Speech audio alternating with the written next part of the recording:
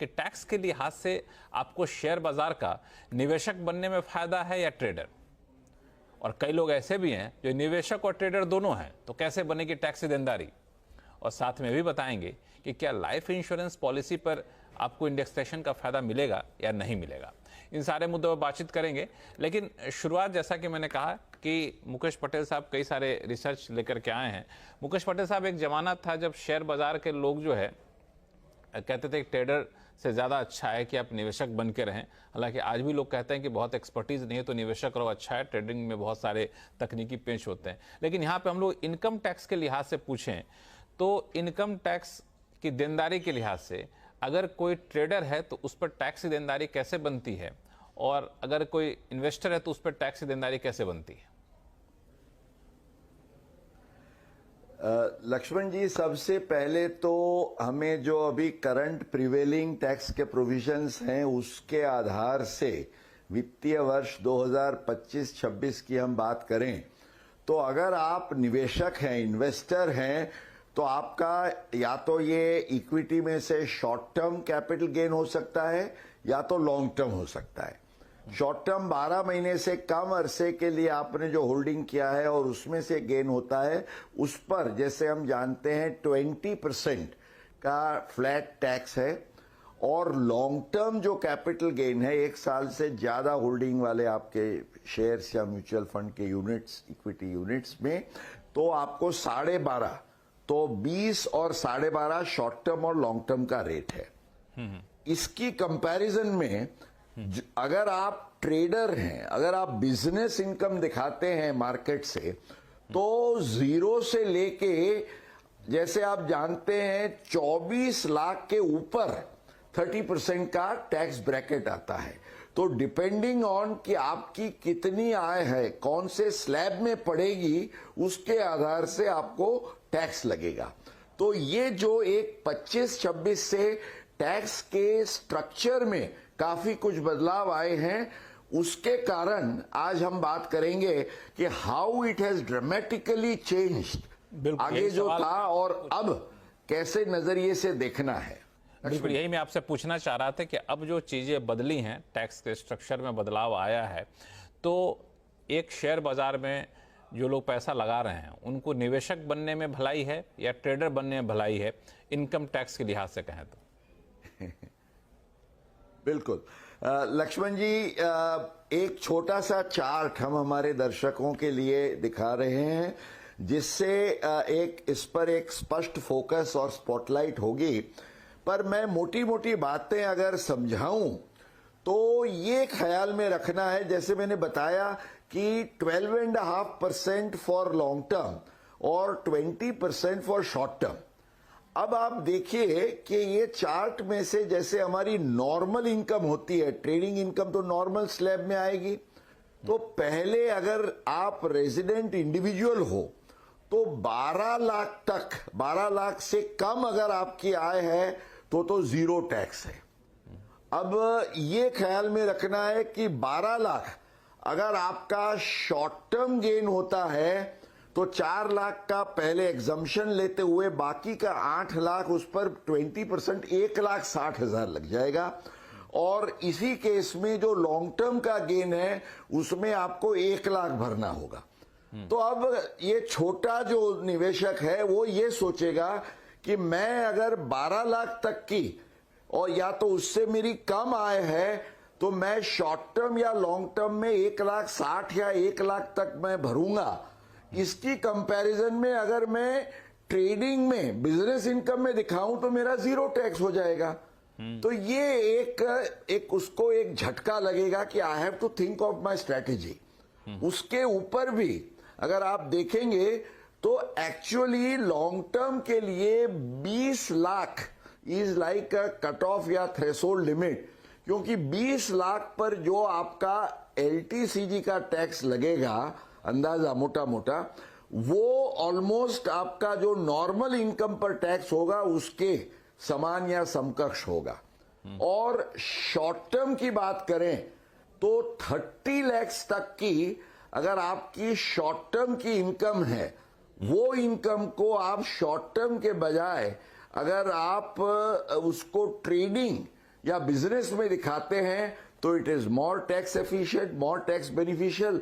तो जैसे लक्ष्मण जी, खास तौर से अब ऐसा है कि छोटे और मीडियम इन्वेस्टर्स हैं, उनके लिए तो शायद उनको एक डेफिनेटली टेम्पटेशन होगा कि अब मैं इंस्टेड ऑफ कैपिटल गेन्स क्यों ना मैं इसको मैं ट्रेडिंग इनकम या बिजनेस इनकम में दिखाऊं।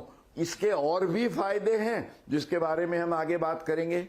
बिल्कुल, ये आपने सही कहा कि जो कह सकते हैं कि जो छोटे मझोले शेयर बाजार के निवेशक हैं, उनके लिए है कि आपको दिखाना कैसे, ट्रेडिंग के तौर पे दिखाना है या फिर निवेशक के तौर पे दिखाना, जो लॉन्ग कैपिटल गेंस टैक्स की देनदारी वहाँ उसे बलती है। एक चीज़ और है मुकेश पटेल साहब, वो ये है कि कई लोग ऐसे हैं जो शेयर बाजार के निवेशक भी हैं और शेयर बाजार के ट्रेडर भी हैं। कई लोग ऐसा करते हैं कि एक ट्रेडिंग अकाउंट खोल लेते हैं, एक इन्वेस्टमेंट अकाउंट खोलते हैं, तो उस पर टैक्स की देनदारी कैसे बनेगी वो भी मैं आपसे पूछूंगा। लेकिन ऐसा करते हैं कि फिलहाल शो में आगे मैं पूछूंगा सवाल इस दर्शकों के लिए, लेकिन कुछ सवाल फोन कॉल्स आ चुके हैं, उनका जवाब ले लेते हैं पहले, फिर उस सवाल पर भी जाऊंगा। तो एक सवाल हमारे पास जलंधर से आया हुआ है ऋत्विक कुमार जी का। ऋत्विक कुमार जी नमस्कार। नमस्कार जी, बताएं क्या उलझन है आपकी। मुकेश पटेल साहब हैं आपके सवालों का जवाब देने के लिए। लक्ष्मण जी, एक तो मैं आपको बहुत मुबारक देना पाऊंगा, आपका प्रोग्राम बहुत पसंद है और मैं आपका एक रेगुलर व्यूअर हूँ। बहुत बहुत धन्यवाद। और मेरा सवाल जो है वो ये है कि मेरे ब्रदर का एक छोटा सोल प्रोप्राइटरशिप रिक्रूटमेंट का बिजनेस है, जिसमें हम फुल टाइम एम्प्लॉइज कंपनीज को प्रोवाइड करते हैं उनके पेरोल पे। तो मुझे ये कंफर्म करना है कि ये क्या, अगर मैं प्रिजम्पटिव टैक्सेशन ऑप्ट करूं, ये सेक्शन 144 एडी में आएगा या एडी में आएगा? तो पहला तो मेरा ये सवाल है।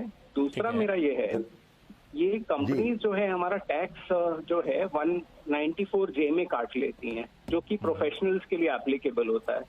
तो वो एक बड़ी कंफ्यूजन है कि हमारा वो टैक्स जो कट रहा है वो ठीक कट रहा है, उसका रिफंड ले सकते हैं नहीं ले सकते। और लास्टली मुझे बस ये पूछना है कि और कुछ हमारी कैश विड्रॉल होती है अगर अकाउंट से प्रिजम्पटिव टैक्सेशन में, तो हम उसको एज ए एक्सपेंस क्लेम कर सकते हैं? ठीक है, 3 सवाल आपके हैं मुकेश पटेल साहब। तीनों सवाल बहुत ही खूबसूरत हैं, कई सारे लोगों को हम इससे एक फायदा एक होगा। करके उसका जवाब ले लेंगे। ऋतिक जी, आप तो हमारा शो पसंद करते हैं, हमें बड़े खुशी की बात है।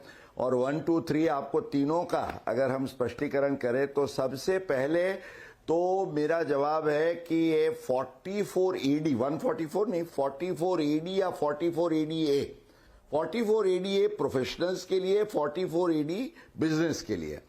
मेरे विचार में आपका बहुत क्लियर आंसर ये है कि जो रिक्रूटमेंट सर्विसेज का जो आपका है एक्टिविटी, वो बिजनेस में पड़ता है, प्रोफेशन में नहीं आता है।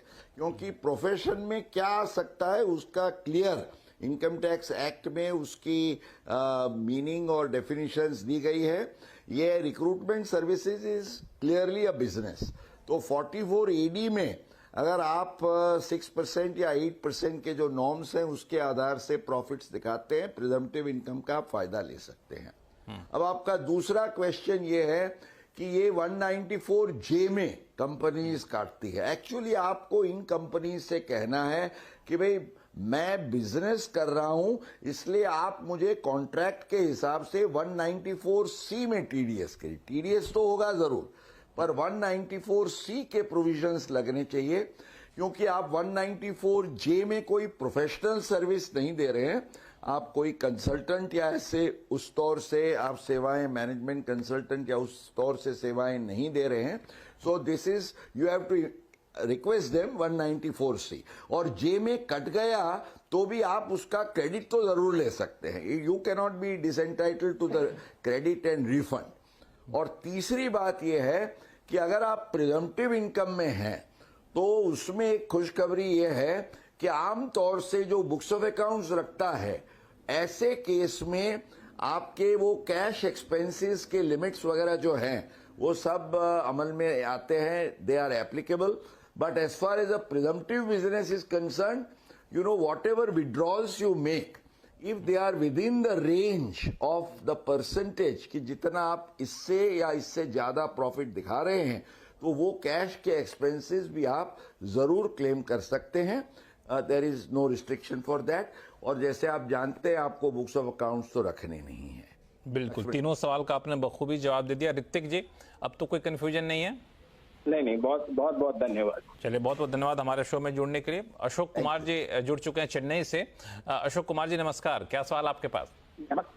नमस्कार। मेरे पास सावरिन गोल्ड बॉन्ड मैच्योरिटी हुआ है अभी।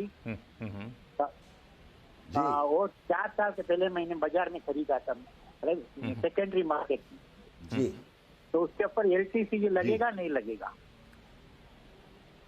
बहुत लोग होंगे जिनका सोवरेन गोल्ड बॉन्ड मैच्योर हो रहा है। आपने पूछा लक्ष्मण जी, बहुत सारे लोगों के माइंड में ये सवाल होता है कि ये आप जैसे जानते हैं कि सेक्शन 47 सब सेक्शन 7C उसमें ये कहा गया है कि certain transactions are not treated as transfer, और अगर ये ट्रांसफर ही गिने नहीं जाते हैं तो उस केस में आपको कैपिटल गेन की कोई लायबिलिटी आ नहीं सकती है।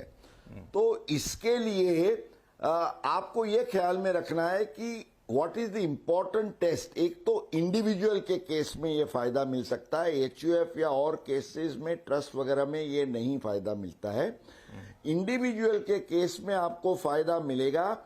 And in case of a redemption, अभी उसमें ये नहीं कहा गया है 47(7)(c) में कि आपने किस तरीके से एक्वायर किए। आप ओरिजिनल अलॉटमेंट के तौर से होल्ड कर रहे हैं या आपने सेकेंडरी मार्केट में लिया है, उससे कोई फर्क नहीं पड़ता है। व्हाट इज इंपॉर्टेंट इज कि आपको अगर रिडेम्पशन के समय जो भी मिलता है तो what ever is the gain is fully exempt. अगर आप सेकेंडरी मार्केट में सेल करते हैं तो आपको गेन होगा, लेकिन रिडेम्पशन है तो आपको कोई चिंता नहीं है। ओरिजिनल अलॉटमेंट या सेकेंडरी परचेज दोनों के केस में आपको एग्जम्पशन मिल सकेगा। एक सवाल और है मुकेश पटेल साहब, मैं पूछूं उनकी तरफ से या फिर समझ ले, कई दर्शकों के मन में सवाल होता है, ये तो रिडेम्पशन पे जो गेन हुआ वो, लेकिन सोवरेन गोल्ड बॉन्ड में एक सर्टेन टाइम फ्रेम पे इंटरेस्ट भी आता रहता है, उसको कैसे ट्रीट करते हैं हम लोग? जी, इंटरेस्ट इज टैक्सेबल लक्ष्मण जी। वो एक छोटा सा इंटरेस्ट का एलिमेंट गवर्नमेंट ने इसलिए रखा है कि यू आर टेम्पटेड कि भाई ये केवल अकेला गोल्ड रखते हैं तो it is a dead investment, यहां आपको छोटा सा ये भी फायदा रहेगा। और SGB में आपको रिडेम्पशन पर एग्जम्पशन है। आप आमतौर से सोना या सोने के गहने बेचते हैं तो दैट इज टैक्सेबल। तो इंटरेस्ट तो जरूर टैक्सेबल है, but redemption amount in case of an individual is exempt. Redemption amount sovereign gold bond के केस में जो है उस पर टैक्स नहीं लगता, लेकिन आपने चलते चलते एक लाइन बोल दी छोटी सी, उसी को लेकर मेरे मन में ये सवाल उठा कि वो ज्वेलरी या गोल्ड बिस्किट या कुछ ऐसी चीजें हैं वो अगर बेचते हैं तो उस पर गेन होता है तो उस पर तो टैक्स देना पड़ेगा आपको, राइट? जरूर जरूर जरूर। हाँ, तो सिर्फ ये कि सोवरेन देना है टैक्स लक्ष्मण जी। हाँ, ये तो एक सॉवरेन गोल्ड बॉन्ड्स को अपनी खासियत विशेष फायदा दिया गया है। हाँ, ये सारे गोल्ड पे ये प्रोविजन लागू नहीं होता, सिर्फ सोवरेन गोल्ड बॉन्ड पे है। चलिए, इस सवाल के बहाने कई सारे सवाल सुलझ गए। ऐसा करते हैं, हरियाणा चलते हैं, झज्जर, जहां प्रमोद कुमार जी हैं जो हमारे साथ फोन लाइन पर जुड़ चुके हैं। प्रमोद जी नमस्कार। जी प्रमोद कुमार जी, मैंने 2020-21 में कुछ डेट फंड्स लिए थे और गोल्ड म्यूचुअल फंड लिए थे। अब मैंने 2024-25 में 3 साल के बाद उसको सेल किया था, तो उसमें मुझे इंडेक्सेशन का बेनिफिट मिलेगा या नहीं मिलेगा? देखिए भाई साहब, 23 जुलाई 2024 जो लास्ट ईयर का बजट आया, उस समय से लेके ये इंडेक्सेशन का जो फायदा है वो सब एसेट्स के लिए लॉन्ग टर्म कैपिटल गेन के रेट में बदलाव होने के कारण उसको दूर किया गया है। माना अब लॉन्ग टर्म गेन के लिए 20% जो आपको ऑप्शन होता था 20% विथ इंडेक्सेशन, वो अब ऑप्शन नहीं है। You have to pay 12.5%।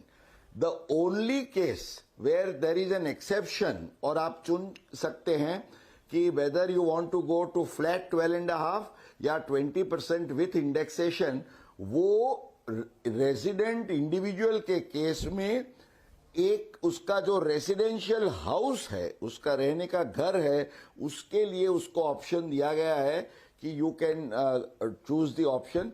लेकिन फाइनेंशियल एसेट्स में ख्याल रखिएगा, अब 12.5% is the prescribe rate. Indexation को बाय बाय हो गया जुलाई 2024 से। चलिए, उम्मीद करता हूं कोई कंफ्यूजन अब यहां पे नहीं रहा होगा।